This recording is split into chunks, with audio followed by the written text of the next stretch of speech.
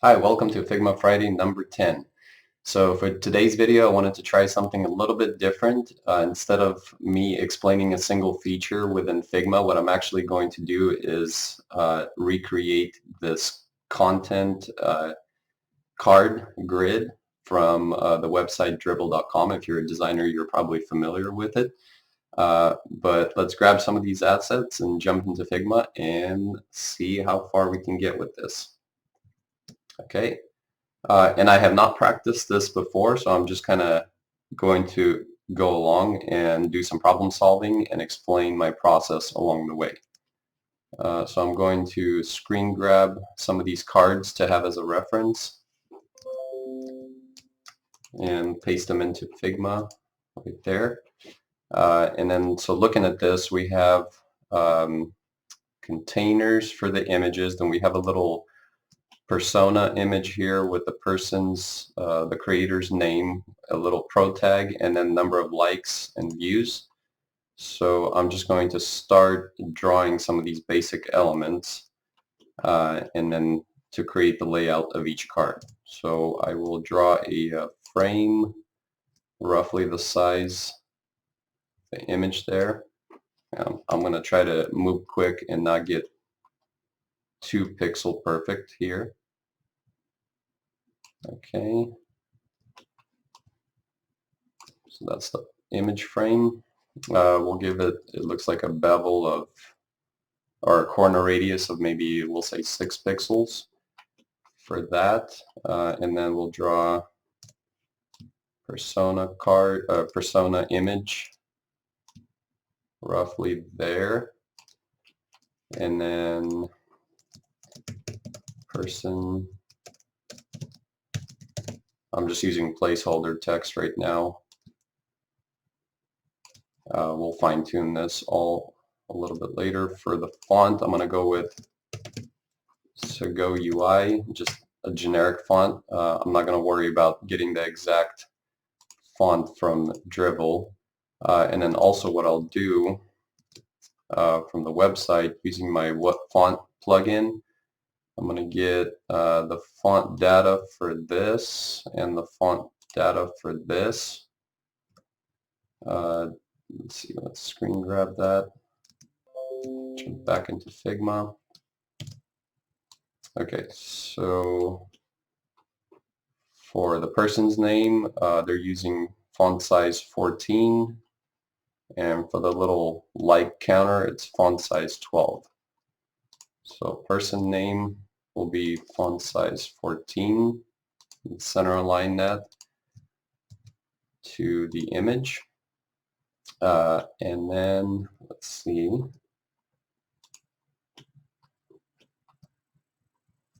We're going to move this down below the card here.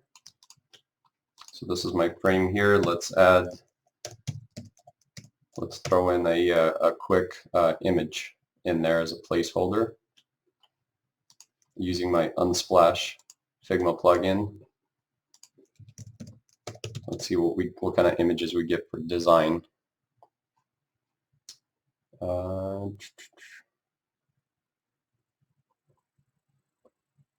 It doesn't really matter at this point, so I'll just use that for now. And then the person's image, I'm going to use, actually the person's image, well, I'll mess with that later. Let's see. Let me see if I can get a profile image using my content reel plugin. So images, avatars, let's go with this lady, nice and colorful right there. Person name. So that is, we'll say 10 pixels here. I can, let's try measuring that really quick. So I'll jump into my inspector within Chrome, and then I'll inspect this space and see, not really getting the spacing there. That's okay. We'll just kind of guesstimate it. Person's name, and then likes and views. So first of all, person's name, I'm going to turn that into a horizontal auto layout. And I will keep everything centered vertically. Okay. I'll name that to persona. And this is my, let's see, thumbnail image. And this will be a vertical auto layout stack, but I'm going to get to that a little bit later. But now I'm going to pull out this name. We said that the counter number was a size 12, and let's do 999 just as a placeholder. So text is left aligned. Now I need this little heart and this little eyeball. So let me see if I can grab that from the dribble site using my SVG grabber. Right here, so there's the heart. I'm going to copy that SVG, paste it into Figma, and delete the outer frame just so I have the vector shape. And then the little eyeball, I believe that might be here. I'm going to copy that, see if it comes in. Yeah, there's the eyeball vector. Ungroup that. It just needs a color. I'll fill that in. Okay, now I just need to get sizing on this guy, just roughly. Okay, there. Decrease the sizing proportionally. That looks pretty good. So that's width roughly between 14 and 12 pixels. Okay, like that. And then this one, we'll lock the width and height and say 14 pixels to get that about the same size. And so now we'll turn this into a horizontal auto layout. Center everything vertically with left alignment. I might need to fix that later. And for spacing between the number and the icon, it looks like maybe a 6 pixel space, which is what we have. So that's good. And then what I'll do is duplicate that over, drag the little eyeball into this auto layout and delete this heart. So we'll call this views, call this likes. And actually, I believe we will need to center vertically align, but to the right. So that way, if I go, well, let's see. I want all these items to push to the left as I'm changing the numbers. So this, right align, and let's see, for some reason it's not pushing things up. Oh, okay, I know why, because we have to get to that a little bit later. So I'll undo that just so I have the numbers. Okay, so now I'm gonna grab the colors really quick for, let's see, for the persona text right there. And then we'll use the same hex value for this and this number. So I'll apply that to the fill. And then for the icons, they look like a slightly lighter gray. So I'll sample that. So that looks more accurate. And these, just making sure that these are size 12, which is size 12 right here. And actually here were my color references. So I'll select this text and these numbers and sample that color right there. Okay, perfect. So that's looking pretty good so far.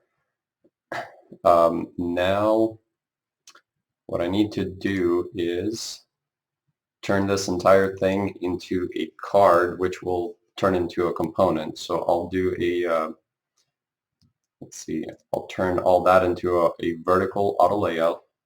Keyboard shortcut Shift A, and space it out. Let's say 10. So there's a 10 pixel gap right here. And now you'll notice that Figma is stacking all of this vertically. So we're creating the space between this and this, but now we want this and these three items stacking horizontally. So I'll select those three, drop them into an auto layout frame, and change it to horizontal layout, and change it to vertical center.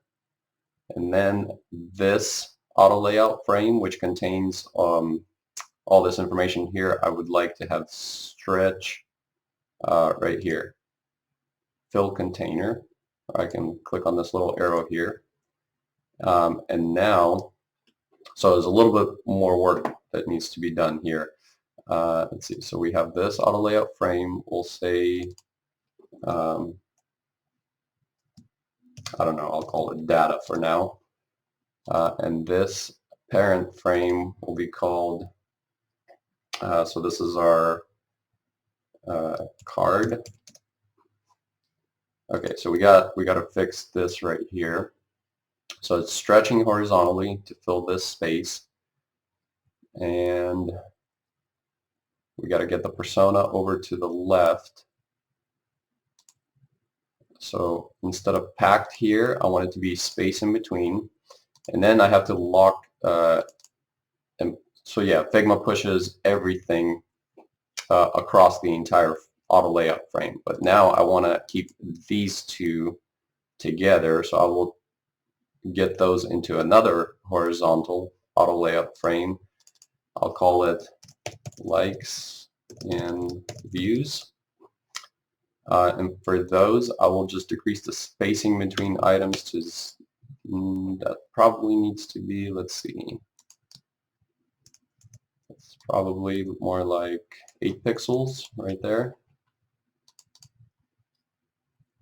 So we'll decrease the spacing between items to 7, 8 right there. Okay, that looks more accurate. So now let's see if this is working correctly. Now if I, if I change my numbers like that, see, it pushes all of this content from the right over to the left, which is what we want. And then if I change the persona name, it travels over to the right, which is what I want.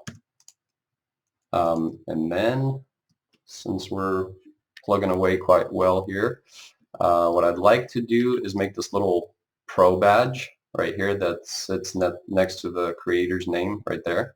I'm not going to create the rollover state for this example, but let's see if I can quickly whip that out. So with a text block, I'll type in pro Sego UI. We'll use bold, and then let's see what font size that little item is. It's font size 10. Okay, so 10 pixels. So we'll do 10 right there. Shift A to drop it into an auto layout frame, and I will sample this background color for that fill. It looks like it has a corner radius of probably, it's quite small, 2 pixels. And then we need to adjust the spacing around the text, and the text needs to be white, of course. Sample the white. Okay, so no spacing between items because it's the one and only item in there. And let's see, let's adjust the spacing to kind of like it right there, 4, so all around, but we need to decrease the spacing on top and bottom. It looks like it may need to be 0 on top and bottom.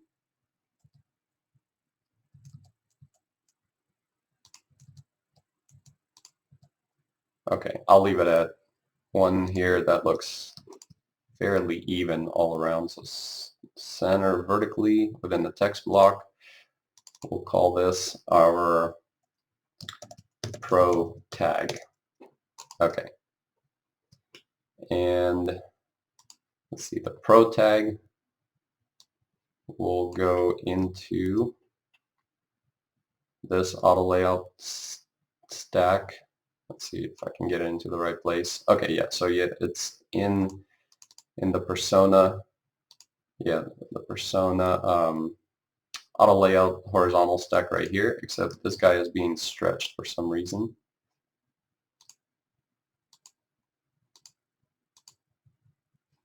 For some reason it's getting stretched. I'm not exactly sure why, but I think that's close enough for this example. So I will just continue moving on. So now this card, so this is sort of our master component that I will now use to duplicate multiple times, creating instances of it to create this sort of a grid layout. So with this card right here, I'm going to turn it into a component, and it's that's the name that I want to use.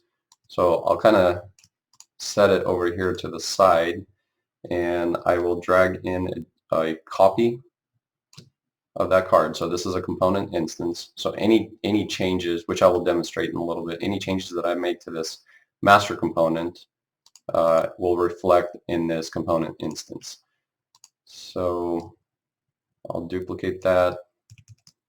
We'll do 4 this way, and back in on the dribble site, let's see what kind of spacing they're using between these cards, which I believe is flexible depending on which breakpoint you're in. So I may need to just guess. But padding in between the items is 72 pixels. Let's give that a try, see what it looks like. So I'll select all of these. Let's see, 72. What does that look like? That looks a little bit too spaced out. We'll just kind of guess for this example.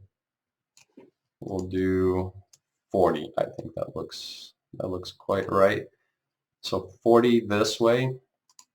I will, let's see, so I'll frame all of this with a background of white. Okay, so this is our, we'll say, card grid. So that's all in the frame, so I can drag all of these guys together. And actually, I will turn the card grid into an auto layout with spacing of 40 in between items. And we'll do, start with 0, increase the padding all around. So we'll do 60. So this is one row like this. Now I want to get another. Whoop. Let me start over really quick. Okay, so I'll get all of these. Shift A to get them into an auto layout. 40 pixels in between the cards. We'll call that row. I'll duplicate that row to create my second row. Then I'll select all of this, Shift A again. Now this is my parent frame, which I will give a fill. So we have a background. We'll do 60 pixel margin all around like this. And now this frame is the card grid like this. And I will space this vertically like this. Let's see, what are we using here? Okay, so 40 pixels in between. So I'll do 40 pixels in between rows as well.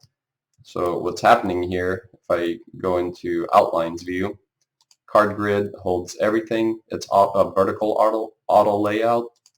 It holds these 2 auto layout rows, and each one of those hold the individual cards. So all of this is auto layout enabled, meaning, okay, so meaning that if I add another row like that, it just drops down below and everything is spaced out correctly. So now, basically, let's see. What I'd like to do is demonstrate really quick how I can change a lot of this content via overrides.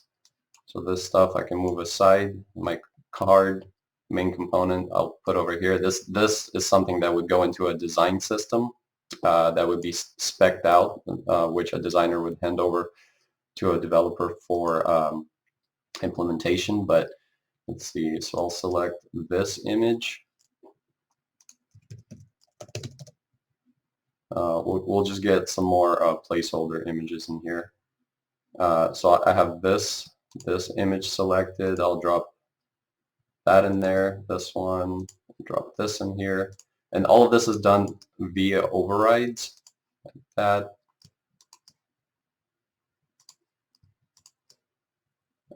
And let's see, one more, a couple more. This one. Okay, perfect. So all of these instances, I just inserted all the images via component overrides, meaning that if I ever wanted to, let's say, change the anything in the master component, like the corner radius here, I can do that, and it applies to all of them. If I ever wanted to change the thumbnail image size in the master like this, see it trickles down to all of the instances. If I ever wanted to increase the size of the persona image like this, see that trickles down to all of the instances as well. And then I can also go in here and change, let me see if we can quickly change all the creators' names using my content reel plugin. Let's see, we want full name. We'll try full name. So I'll select that. Jane Cooper. Here we go. Boom. Boom. Okay, so you get the idea there. Let's see if we can quickly change. I know that there's a way to do multiple image swaps like this here.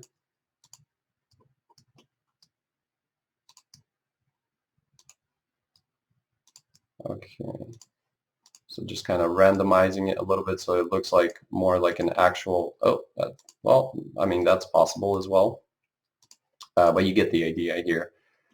So we got some names, we got the profile images in here, and all of this is still being controlled by this master card component. And we can also go in here and change the number of views and likes, and all of that scales or reflows correctly from right to left, and all the name information reflows correctly from left to right.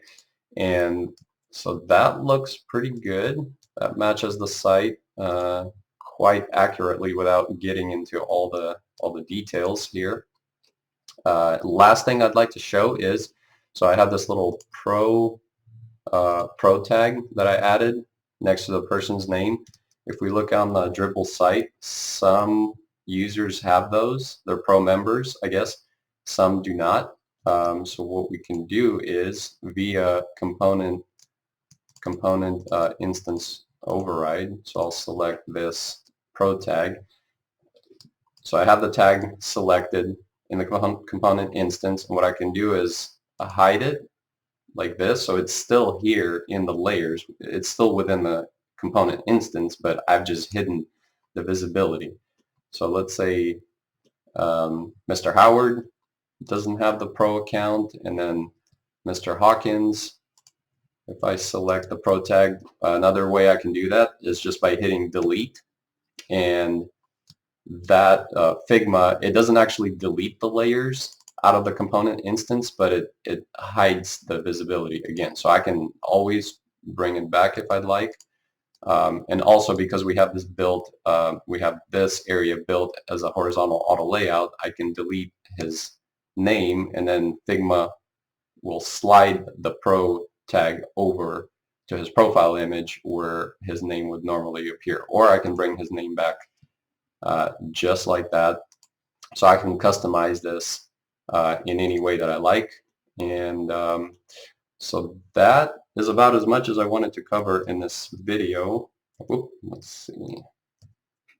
So I hope you guys found this walkthrough helpful, and please give this video a thumbs up if you like this format and you'd like to see me recreate other website designs in the future.